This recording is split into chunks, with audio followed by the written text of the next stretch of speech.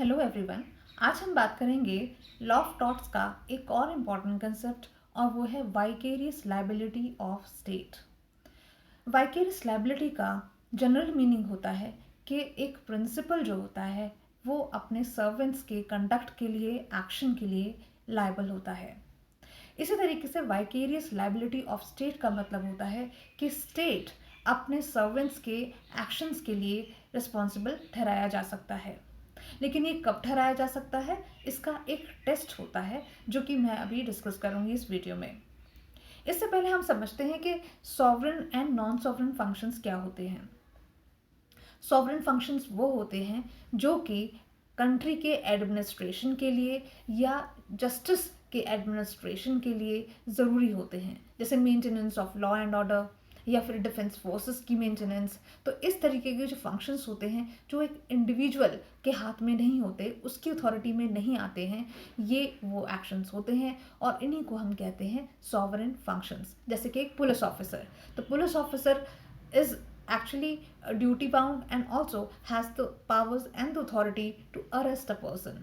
Arrest भी कर सकता है, सर्च भी कर सकता है, कहीं पे लगता है उसको कि सामान जब्त कर लेना चाहिए तो वो जब्त भी कर सकता है। तो ये फंक्शंस कैसे हैं, ये सॉवरेन फंक्शंस हैं। उसी तरीके से नॉन सॉवरेन फंक्शंस होते हैं। नॉन सॉवरेन फंक्शंस वो होते हैं जो कि एक प्राइवेट इंडिविजुअल भी अगर उसमें एंगेज किया जाए तो वो भी ऐसे फंक्शंस को कर सकता है। तो उसके लिए ऐसा पर्सन है ये, यानी कि ज़रूरी नहीं कि पब्लिक सर्वेंट की ही एम्बट में या उसके ही स्कोप में आता हो। जैसे कि ऐसे फंक्शंस जो कि ट्रेड, कॉमर्स, बिजनेस से रिलेटेड हुए हैं, या फिर जहाँ पे वेलफेयर एक्टिविटीज़ हैं, जहाँ पे चैरिटेबल कोई काम करना है, राइट। या सपोज करो कि आर्म्ड फोर्सेस हैं या डिफेंस फोर्सेस हैं और वो अपने सैनिकों को एक्सरसाइज के लिए लेकर जा रहे हैं एक जगह से दूसरी जगह पे, या फिर पुलिस ऑफिसर हैं और वो खाना बांट रहे हैं। तो ये कैसा फंक्शन हो गया, ये नॉन सॉवरेन फंक्शन हो गया जो कि एक इंडिविजुअल भी निभा सकता है। तो आई होप आपको sovereign and non sovereign functions के बीच में डिफरेंस समझ में आया होगा। अब देखते हैं टेस्ट क्या है लॉ ऑफ टॉर्ट्स में। तो टेस्ट ये है कि अगर आप ये देखते हैं कि जो पब्लिक सर्वेंट है या जो स्टेट का सर्वेंट है उसने कोई रॉन्गफुल या नेग्लिजेंट एक्ट किया है, पर वो एक्ट तब किया है जब वो एक सॉवरेन फंक्शन को निभा रहा था, तो उस केस में state is not liable under the law of torts. On the other hand, अगर एक ऐसे ही पब्लिक सर्वेंट है या स्टेट का सर्वेंट है जो कि कोई रॉन्गफुल एक्ट या फिर नेग्लिजेंट एक्ट करता है, पर वो ऐसा एक्ट है जब वो नॉन सॉवरेन फंक्शन निभा रहा था, तो उस केस में स्टेट को लायबल ठहराया जा सकता है।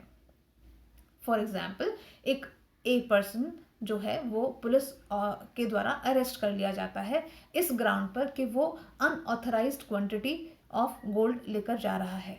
अब यहाँ पे इस पुलिस ऑफिसर ने इस पर्सन को अरेस्ट कर लिया, और ना सिर्फ उसे अरेस्ट कर लिया, उसके पास जो गोल्ड था वो भी सीज कर लिया, ये सस्पेक्ट करते हुए कि वो अनऑथराइज्ड क्वांटिटी में ले जा रहा है।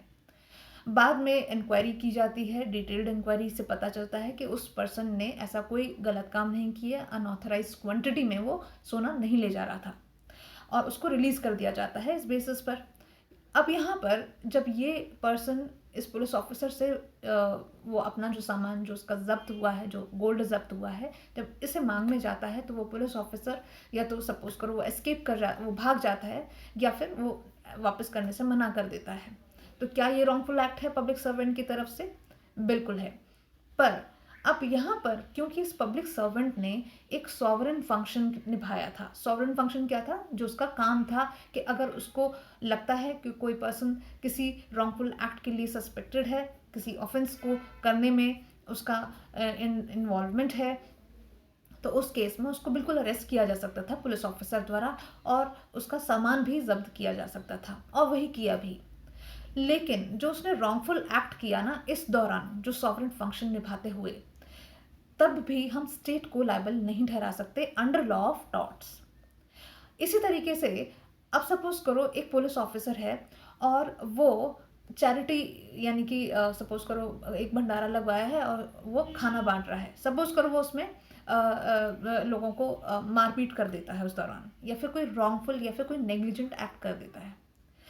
अब यहाँ पर जो उस पर्सन ने जो नॉन सॉवरेन फंक्शन निभाया है, क्योंकि उसने नॉन सॉवरेन फंक्शन किया है या जो उसका एक्ट है वो फंक्शन ऐसा है जो कि नॉन सॉवरेन नेचर का है, तो यहाँ पे हम स्टेट को लायबल ठहरा सकते हैं, यानी कि state will be the party in that case, यानी कि स्टेट को हम इसमें एक्यूज करेंगे, स्टेट को डिफेंडेंट बनाएंगे ऐसे केसेस में।